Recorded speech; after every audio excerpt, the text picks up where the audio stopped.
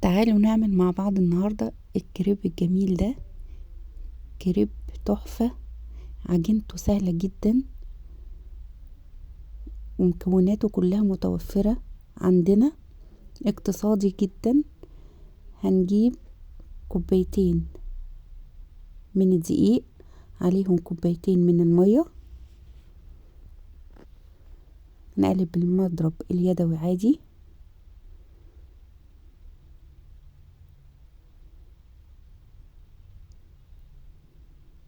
بنحط المية شوية شوية لحد ما نوصل للقوام اللي احنا عايزينه بالظبط كده. وبعدين هنحط بيضة ونقلب. هنحط طبعا رشة ملح وفلفل اسود، وبعدين هنشتغل بيه على طول. خلاص وصلنا للقوام بتاعنا. جبنا الصينية دهناها رشة من الزيت، ونصب الخليط بتاعنا بالطريقة دي لحد ما نملى الصينية كلها.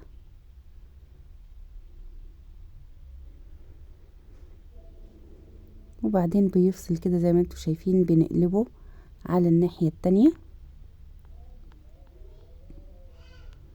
هنعمل الحشوات بتاعتنا: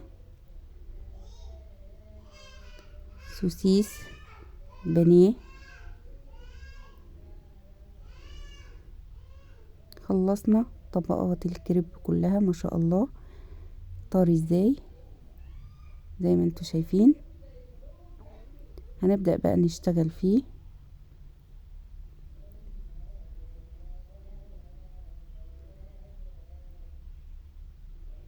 طري جدا. هنيجي بقى في الصينية. خلاص خلصنا الحشوات وقطعناها زي ما انتم شايفين. نيجي في الصينية بتاعتنا وهنحط طبقة الكريب وهنتنيها نصين. هنحط الجبنة الموتزاريلا زي ما انتم شايفين. نحط طبقة جبنة، وبعدين رشة من الزيتون، شرايح الزيتون، وفلفل مكعبات، فلفل ألوان. وبعدين بنحط قطع البانيه بتاعنا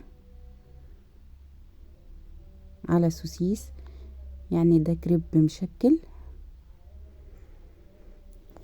مع جبنة رومي مبشورة،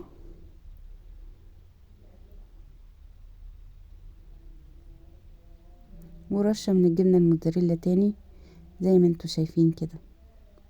هنبدأ بقى نطبقه تمام كده، ونديله لون بقى من ناحيتين علشان يبقى مقرمش وجميل زي ما بنشتريه من بره. طبعا الولاد اكتر حاجة بيحبوها من بره هو الكريب، فاحنا بقى هنسهلها عليهم ونعملها في البيت بطريقة سهلة جدا ونظيفة ومضمونة زي ما انتوا شايفين. تحفة وسهل جدا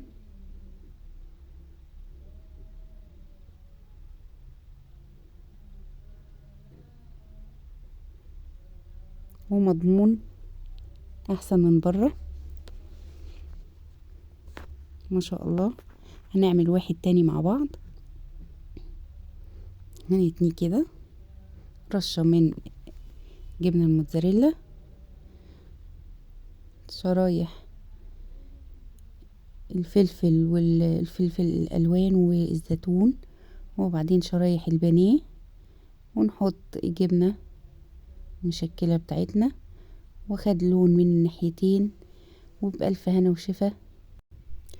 يا ريت يا جماعة تعملوا لايك للفيديو وتدوسوا اشتراك للقناة علشان يوصل لكم كل جديد.